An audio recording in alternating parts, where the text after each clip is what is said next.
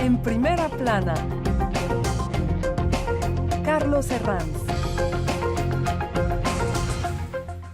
Bienvenidos en Primera Plana, un programa de Radio Francia Internacional y de France 24. Esta semana tratamos el inicio del curso político aquí en Francia. Para ello me acompañan en este estudio tres invitados. Beatriz Juez es la corresponsal del diario El Mundo en Francia. Bienvenida, Beatriz. Muchas gracias. Ludovic Lamand, del portal Mediapart aquí en Francia. Bienvenido, Ludovic. Muchas gracias. Y contamos también con Paola Martínez Infante, periodista independiente. Bienvenida, Paola. Gracias por la invitación. Arranca el curso político hoy en Primera Plana. Bueno, pues tras la cumbre del G7 en Biarritz el pasado fin de semana se arranca ya el curso político en Francia con la imagen del presidente Emmanuel Macron reforzada en el plano internacional. Un curso decisivo para su continuidad y que continúa con otro, el del año pasado, en el que Macron tuvo muchos problemas con la crisis de los chalecos amarillos, recuérdenlo. Ha conseguido capear esa crisis, ahora llega con una imagen reforzada, pero encima de la mesa de su despacho del Elíseo le esperan un montón de dosieres calientes que marcarán la agenda de este otoño en Francia. En unos instantes vamos a tratar estas reformas, todo lo que le espera a Macron en este curso político, pero antes vamos a repasar algunas de las portadas de la prensa. Por ejemplo, Diario Le Figaro. Macron muestra su voluntad de relanzar sus reformas y transformar Francia tras el complicado curso pasado. Le Parisien hace referencia esta semana a una de las reformas estrellas de Macron para los próximos meses, la de las pensiones. Lo que prepara Macron, titula el diario parisino, y además afirma que guarda sorpresas. Liberación dedicaba una de sus portadas de esta semana a los ecos de la cumbre del G7, que califica la acción del presidente de hiperactiva y se pregunta si el intentar jugar un papel determinante en la mayoría de los asuntos internacionales puede tener un desgaste, una erosión para Macron. Beatriz, arranca el curso político con una imagen, podemos decir, reforzada de Emmanuel Macron tras el G7. Sí, yo creo que sí. Macron está buscando en estos momentos su sitio en una Europa post-Brexit y post-Merkel, una vez que se vaya Merkel, y creo que este G7 le ha reforzado bastante su imagen, porque ha aparecido como mediador, por ejemplo, entre Irán y Estados Unidos, y yo creo que ha salido bastante reforzado. La pregunta ahora es si ese efecto Biarritz, Ludovic, va a mantenerse en el tiempo y va a tener ecos internos aquí en Francia o no. No creo, porque a mí me parece como una operación de comunicación impresionante. Después, si el balance efectivo, las acciones, los resultados muy concretos, hay muy pocos. El balance es muy limitado, me parece. ¿Cuáles son los objetivos, Paola, de Macron con este asumido protagonismo a escala global? No sé si redibujar a Francia como una potencia mediadora. No, claro, por supuesto. Siempre históricamente Francia ha sido un país de mediación y ha jugado un rol importante en ciertos conflictos. Hoy día, efectivamente, Macron lo que quería con este G7 era reformar de alguna manera y darle un poco más de fondo a este G7 que cada vez tiene menos fondo porque todo el mundo se junta, tiene mucho bling bling, mucho de luces y estrellato y ego sobredimensionado de todos los dirigentes, pero al mismo tiempo hay muy poco fondo detrás de esto. Yo creo que de alguna manera sí está buscando justamente lo que tú mencionabas con este acercamiento posible entre Irán y Estados Unidos. También el tema de Brasil fue un tema importante. El conflicto comercial con China y Estados Unidos también es otra cosa. Y yo creo que de alguna manera con este G7, si bien, como también lo decía Ludovic, fue una gran empresa de comunicación, de posicionarlo como de nuevo delante de la escena internacional una vez que Merkel se vaya y porque también está un poco la catástrofe por todos lados, hay que decirlo también, pero también logró mantener algo que todo el mundo no se esperaba, de mantener a Donald Trump contento, porque recordemos que el G7 pasado en Canadá, Trump hizo un berrinche, no firmó el acuerdo final, hizo todo lo posible para no conciliar. Y yo creo que hoy día Macron justamente se posiciona como una suerte de presidente omnipresente, bronceadito, fresquito de las vacaciones y que quiere justamente reunir a todos los dirigentes bajo una causa común. No solo hubo el G7 la semana pasada, también Macron se vio tanto con el presidente Vladimir Putin e intenta acercar Rusia a la órbita europea tras un lustro de desencuentros a partir de la anexión de Crimea, y también a Boris Johnson en el Elíseo, al que le dijo que el Brexit no se renegocia. Estos dos aspectos, Beatriz, pueden marcar la agenda europea, tanto el acercamiento de Rusia como el desenlace del Brexit. Sí, bueno, estamos con palomitas, tomando palomitas con lo del Brexit, porque cada día hay como un episodio nuevo, parece una serie, nunca sabes qué va a pasar. Y con el tema de Rusia también, no solo lo ha dicho ahora, lo dijo ya, creo que fue, no sé si fue hace unos meses también dijo lo mismo, que había que acercar Rusia a Europa, porque al fin y al cabo Rusia está en Europa, ¿no? Y considera que para la seguridad de Europa es esencial hacer buenas migas con Moscú.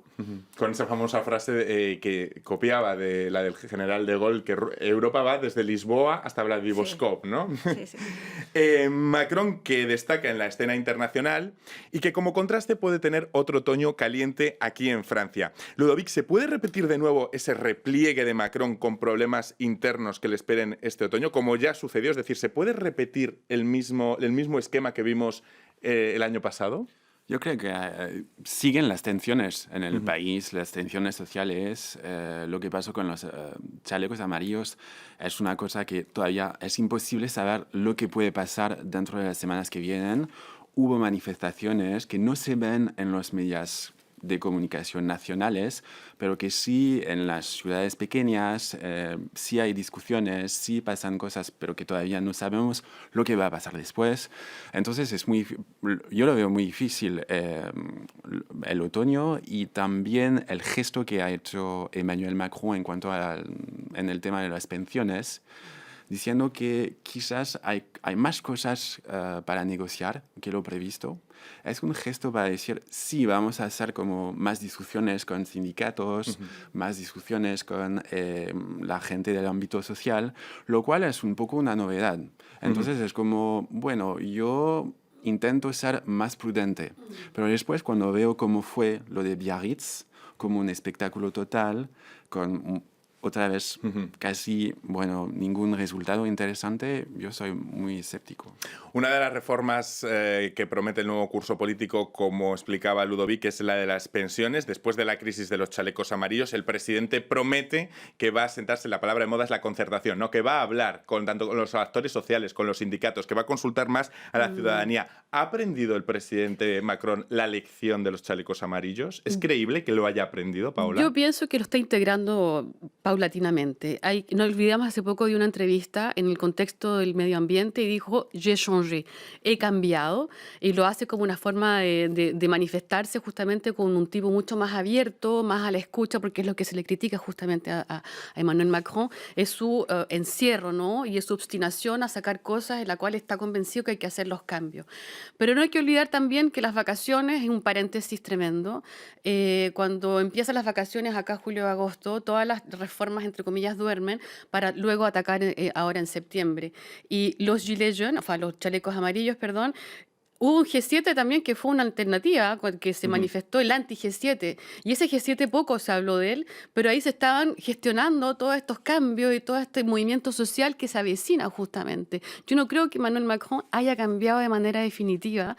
Yo creo que es una postura para decir, estoy más abierto al diálogo, sí, pero no hay que olvidar que Independiente, que hizo una consultación nacional, que hizo ese famoso debate nacional el año pasado, que duró meses y meses y meses, él dijo al final de cuentas que iba a continuar con su determinación a hacer las reformas. Y sabemos pertinentemente que en Francia hacer reformas es un gran chantier, un gran asunto, porque cuesta mucho cambiar ciertas cosas, sobre todo tratar de igualar y de equilibrar los intereses de toda la ciudadanía. Precisamente otra de las reformas estrellas para este curso es la de la ley de bioética. El tema más sensible en este caso es la reproducción médica asistida y su ampliación a parejas lesbianas y mujeres solteras. ¿Podríamos decir, Beatriz, que esta es la primera gran reforma en el ámbito societal del quinquenio de Macron? Sí, es considerada la primera gran reforma social, digamos, y ya es hora también que la hagan, porque van bastante retrasados, porque nosotros, por ejemplo, en España siempre pensamos que Francia o los países del norte van mucho más avanzados que nosotros, y en temas como el matrimonio homosexual, la reproducción asistida, España está mucho más avanzado. O sea, en España, por ejemplo, hay una ley del 2006, aquí estamos en 2019, y la ley española, por ejemplo, estaba mirando, y toda mujer mayor de 18 años con independencia de su estado civil y de su orientación sexual puede recurrir a la inseminación artificial. Aquí solo puedes recurrir si estás casado o emparejado con un hombre, no si eres una mujer soltera o si eres una pareja de lesbianas. Entonces, van bastante retrasados. No sé si creen en el desarrollo de un Macron social en la segunda parte del quinquenio, que al mismo tiempo, Ludovic, no moleste al centro derecha, que es el público que ya tiene, digamos, acaparado Emmanuel Macron. ¿Es posible ese desarrollo del Macron social? Yo no creo que las políticas de fondo van a cambiar. Yo creo que ha casi ganado las elecciones europeas de mayo. Yo creo que es una cuestión de postura, de aparecer como alguien que escucha más, que no está haciendo, bueno, esas cosas de parecer como más autoritario, pero por ejemplo, si tomamos un ejemplo, el tema del acuerdo entre la Unión Europea y el Mercosur, que es una cosa un poco distinta de lo social, pero en junio nos dijo: es un acuerdo genial, es muy bueno, lo vamos a firmar. Después, ahora en agosto, nos dice, bueno, ahora con lo que está pasando en Brasil y Amazonia, no se puede firmar. Entonces, he cambiado y, bueno, es interesante, es un señal de que está cambiando las cosas, pero en el mismo tiempo, eso no significa nada, porque el tema es lo que va a pasar en Bruselas, no en el G7 de Biarritz, donde no hay ninguna competencia en cuanto a acuerdos de comercio. Entonces, es como, por ahora, mucha postura y se están esperando las acciones. Ese Macron social para la segunda parte del quinquenio, ¿se puede creer en él o no, Paola? Yo soy súper escéptica, realmente pienso que no, que no hay un Macron social y que Macron social no ha existido y no va a existir realmente nunca, porque él tiene una postura bastante liberal en su manera de ver la economía, en su manera de hacer las reformas, y lo que quiere la gente hoy día, lo que quiere el ciudadano francés, de hecho, con la crisis de los chalecos amarillos y otros actores sociales que están buscando y que viven, no hay que olvidar que Francia, si bien es cierto, es un país que tiene bastantes ayudas sociales y tiene una, digamos, plataforma social importante que permite tener un cierto tren de vida interesante, hay mucha gente que vive con mucha precariedad y hay muchos temas que están muy pendientes. Está la reforma del desempleo, está la reforma justamente de la jubilación, y lo que más apunta en realidad es hacer una suerte de igualdad para todo el mundo y le quita en general al más que tiene menos, para dar al que tiene más, en este sentido, cuando hizo su reforma sobre el impuesto a la fortuna. Entonces yo creo que su postura, como lo bien dice Ludovic, es más bien una postura, una cuestión que tiene que ver con unos plazos electorales, porque la reforma de la jubilación la va a hacer en 2020, cuando sean también las elecciones municipales. Entonces hay todo como un calendario político que más tiene que ver, y yo espero justamente ver cómo se va a despertar la sociedad civil ahora en septiembre. Permíteme hacer una pequeña pausa en este momento para despedir a los telespectadores de France 24. Nosotros continuamos aquí en Primera Plana.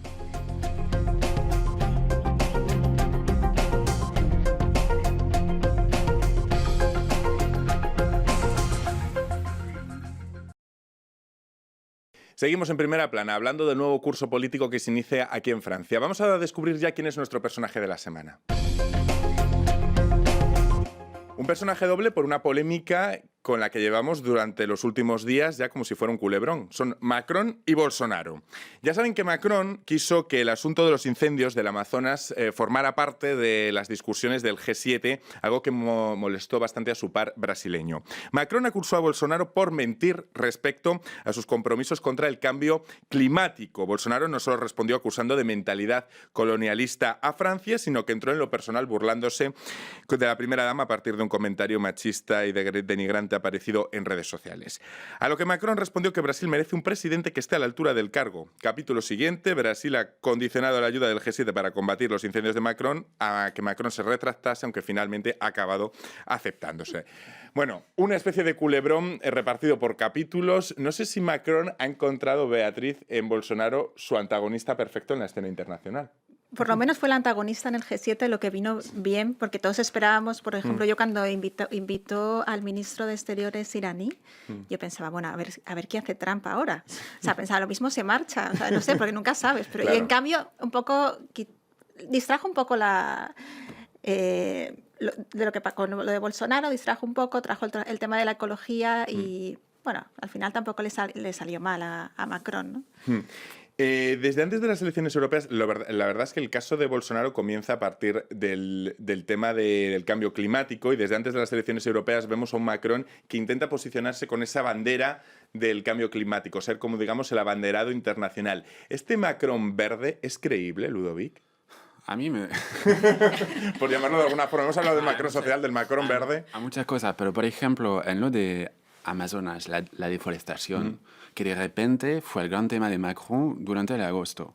Bueno, sabes que hay Guyana francesa también, y también allá hay deforestación, y empresas francesas que sí están, bueno, culpables indirectamente de deforestación también. Y no se está hablando de ese tema en Francia. Entonces hay como, yo lo veo como, también hay responsabilidad de Francia en cuanto a lo que está pasando allá. Y entonces ese duelo, ese antagonismo perfecto, como lo dijiste, a mí me molesta bastante por el tema. Y también estamos hablando hay muchos países que no están en la conversación y que sí tendrían que estar. Estoy pensando en Bolivia, Perú, Colombia. Bueno, ¿dónde están las voces de esos países? Eso es un tema que me parece decisivo para, bueno, hacer que está funcionando mejor el tema de cómo mejorar la preservación de la selva allá. O sea, Paola, Macron, ¿verdadera conciencia ecológica o impostura tomada como arma electoral, el levantar la bandera verde? Yo creo que no solo Macron tiene esta postura ecológica, todos los gobernantes del mundo hoy día tienen esta postura ecológica y se dan cuenta que por ahí va un poco esta ola de popularidad o no que puedan tener. Es que así que no queda otra. Yo creo que no queda otra por una parte, pero sin embargo es cierto, el tema del Amazonas se invitó en el G7, pero en ninguna parte de la resolución final aparece algo sobre el tema, nada, ni una mención, siendo que el verdadero problema ahí es cómo cambiar esta política de extractivismo que se vive en todo el mundo, tanto en Brasil, tanto en África y en todos los otros países. Y ese tema de base, de fondo esencial, de cómo cambiamos el modelo económico, cómo intercambiamos y modelamos una nueva economía que pueda permitir justamente al paisano y a poder diversificar de nuevo la naturaleza y proteger el medio ambiente, no estuvo presente en ninguna parte. Yo pienso que sí, bueno, es la moda. Hoy día es la moda, desgraciadamente, de estos poderosos, de decirse, sí, tengo una conciencia ecológica, sí hacemos la COP25, de hecho, Chile recibe la COP25, le COP25 ahora en el fin de año, siendo que Piñera es el presidente que tiene más trastos sucios en lo que concierne la causa medioambiental. Entonces yo pienso que es una postura de dirigente, una postura que hoy día necesita mucho más de fondo, de cambios estructurales profundos en el sistema económico y el modelo económico que se quiere. El Mercosur es un ejemplo vivo de eso. Cuando se habló del Mercosur, ¿qué pasa? La Unión Europea y países de la América Latina hacen un intercambio, ¿a cambio de qué? De más exportaciones de carne bovina, de más exportaciones, de más explotación de las tierras, y Macron tal vez en ese sentido dijo, claro, cambié, voy a pensarlo porque tal vez esa justamente explotación exagerada y con mucho más fuerza va a generar más problemas al cambio climático y más problemas a la diversidad, entonces tal vez sí es un paso tal vez de ese cambio profundo que él siente que se está produciendo en él, pero todavía yo creo que hay que ser bastante escéptico y sobre todo pienso que la sociedad civil incluso tiene que seguir pidiéndole cuenta a estos dirigentes para poder cambiar el sistema de raíz y de fondo. Estamos mirando lo que hay de fondo tras el Macron verde, tras el Macron social, lo que puede haber de impostura o lo que puede haber de verdad. Lo cierto es que la comunicación también cuenta y para quitarse un poco el San Benito de presidente de ricos, este verano hemos visto al presidente francés pues comiendo pizza, comiendo kebab, comiendo pasta. No se ve si hay un cambio en la comunicación para intentar, un cambio de comunicación después de las lecciones que ha aprendido del año pasado. Bueno, él lo intenta, lo que no sé si lo está consiguiendo, porque, bueno, come pizza en un restaurante, digamos, normal y corriente, pero luego, no sé, también está de vacaciones en la Costa Azul, que tampoco no todo el mundo se lo puede permitir, ¿no? O sea, yo creo que es como decían ellos antes, en otras cosas sabes un poco postura, ¿no? Que él lo intenta, que luego lo consiga, pero sigue siendo bastante arrogante, entonces es difícil. Esa percepción de arrogancia persiste todavía en la figura de Macron. Sí, yo creo que sí. Cuando lo ves haciendo discursos, el otro día que estuvo 2 horas delante de los embajadores, pues se nota que le gusta escucharse, o sea, se nota. Entonces yo creo que es difícil que cambie la percepción. Tiene que que cambiar mucho para eso. Oye, os lo planteo a todos, Ludovic, Paola, el que quiera responder. Hablamos mucho de la rentrée politique de Macron. ¿Y la oposición? ¿Cómo ves la rentrée politique de la oposición? De los partidos tradicionales, de eso de lo que está en cenizas, Ludovic. Yo diría, bueno, los partidos clásicos tradicionales, Partido Socialista, Les Républicains, la derecha tradicional, están en una crisis profunda que ya conocemos.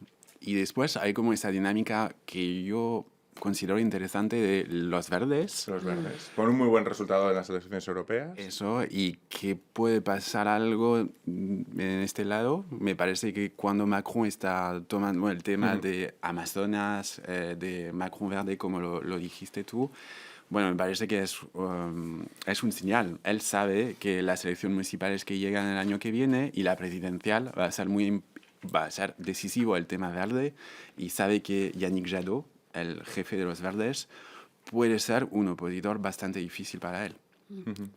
Antes lo hemos tratado así muy rápidamente, pero otra de las reformas que está en curso, de la que se quiere hablar este otoño, es de la violencia machista. El gobierno francés se comprometió antes de verano a endurecer la respuesta a la violencia machista con una conferencia que arranca en este mes de septiembre para que finalice con medidas concretas. Van casi ya 100 mujeres asesinadas este año en Francia. Paola, ¿por qué en Francia no se ha avanzado más con este asunto en los últimos años? 99 mujeres ayer. 99 mujeres ayer miércoles se realizó una conmemoración justamente para honrar a esas mujeres, y no se entiende por qué se siguen matando. Y de hecho este verano fue uno de los veranos más mortíferos en Francia. Entonces, ¿qué pasa con este tema? Yo creo que el tema, recién ahora se empieza a hablar de feminicidio en Francia. Antes era un tema que estaba completamente tabú, del cual se escondía bastante, porque ahí está como doble velocidad, digamos, un doble juego de un país que es muy progresista para algunas cosas, y sin embargo hay ciertos temas como justamente el machismo, que es un machismo intrínseco de la sociedad francesa, que está bastante escondido, que la gente no lo asumen como realmente como un problema Se asume mayor. como suceso y no como fenómeno. Exactamente. Y hoy día, por una parte, yo creo que es interesante de ver de cómo los medios de comunicación en general están hablando mucho más del tema, y se habla realmente de un feminicidio, de una muerte por una cuestión de género, de mujer, pero también está otro tema que tiene que ver con los recursos que cuentan las casas, las asociaciones, y no hay que olvidar que antes de que hubiera toda esta ola de feminismo y esta ola de pedirle respuestas al presidente Macron y a los gobernantes, habían decidido de recortar presupuestos para las asociaciones y para la gente que recibía justamente estos casos de violencia intrafamiliar, que ya no es un problema doméstico, es un problema político. Yo no estoy segura que Marlene Schiappa, que es la ministra que va a llevar estas conversaciones, sea capaz justamente de conciliar, porque hay que saber que las asociaciones, la gente que trabaja día a día con estas mujeres, tanto en la Maison des Femmes Saint-Denis, por otros lados, porque hay muchas asociaciones que se hacen de cargo, son bastante escépticos de saber cuáles van a ser los medios que van a ser acordados. Se habla de 1 millón que van a ser dispuestos para poder dar mucho más recursos justamente, y capacitar al personal, y también hacer centros de escucha y poder atacar también el problema de manera legal, de cómo van a ser penalizados justamente todos estos casos. Es un gran trabajo que se avecina. Hay escepticismo, pero bueno, por lo menos lo único bueno es que es un tema que ya está ahí, que se ha posicionado, y por lo menos yo creo que hay ese cambio de posicionar el tema en la agenda, que ya como puede todas ser las algo. cosas, una vez que se posiciona en la agenda, ya puede dar camino justamente a encontrar soluciones y... Pues en este punto vamos a hablar de otros temas en el último tramo del programa. Vamos a hablar de la rentrée cultural en nuestra contraportada. Hemos hablado de política, pero también es la rentrée cultural, el inicio de nuevos programas de exposiciones, sobre todo aquí en París. El nuevo curso cultural estará marcado, entre otros, por los nombres de Toulouse-Lautrec, con su retrospectiva en el Grand Palais a partir del 9 de octubre. También el Greco en el Grand Palais, Charles Chaplin en la Filarmonía, o la más esperada, quizás de todo el año, la de Leonardo da Vinci en el Louvre a partir del 24 de octubre. Otra inmensa retrospectiva es la que anuncia la Biblioteca Nacional de Francia sobre la obra de Tolkien y su Señor de los Anillos para este otoño. Y ustedes, les pregunto rápidamente a los tres, ¿qué tienen agendado para la rentrée cultural? Bueno, yo si puedo intentaré ir a todas, aunque para la de Leonardo da Vinci va a ser bastante difícil encontrar tickets. Pero a mí me ha gustado mucho una exposición que hay en una galería pequeña aquí en París, que está hasta el 22 de septiembre, que es sobre Marilyn Monroe, que es a través de sus fotos y cuenta pues de sus inicios como modelo hasta sus últimos días. Y es bastante interesante, yo la recomendaría. ¿Dónde está? Está aquí en la galería Joseph. Perfecto. Ludovic, Rentrée Culturel, a ver, La expo danos de- alguna recomendación. La expo de la Fundación Cartier, que está pasando ahora hasta noviembre, creo, sobre árboles. Es Sobre un tema árboles. que se llama Nosotros los árboles. Y es así como, bueno, un montón de artistas que han trabajado el tema, una mezcla sobre 2 o 3 pisos de la Fundación Cartier, que es un edificio genial en París. Y vale la pena, porque es como un trabajo con lo... También, bueno, pasa que hay un parque allá, entonces hay como un trabajo entre lo interior y lo de afuera. Es espectacular. Paola, los últimos segundos para ti. ¿Qué Sí, nos recomiendas? Ir a yo ver? recomiendo una exposición de Sally Mann en el Jeu de Paume, una exposición de fotografías también, una fotógrafa americana que sobre todo cuestiona el tema del racismo, la identidad de la familia, los lazos familiares. Es un viaje onírico maravilloso que transporta a las personas porque fotografías experimentales. Y también al lado de Sally Mann hay Marc Patot, que es otro fotógrafo francés, que habla de la posición del ciudadano en el territorio. Yo creo que es un tema que es bastante hoy día de coyuntura, de saber cómo el ciudadano se instala en el territorio, y tanto Sally Mann de una manera muy onírica y poética trabaja el tema esenciales como la memoria, el racismo, como decías, la muerte, tanto Patot sí hace su lugar del hombre, en cómo el hombre se posiciona en el mundo y en el universo. Perfecto. Pues espero que hayan tomado nota de las proposiciones culturales de la Rentrée Cultural. Perfecto. Muchísimas gracias, Beatriz, Ludovic, Paola. Un placer haberos tenido en este programa de Rentrée Política y Cultural. Nosotros les esperamos a todos ustedes la próxima semana aquí en Primera Plana. Muchas gracias.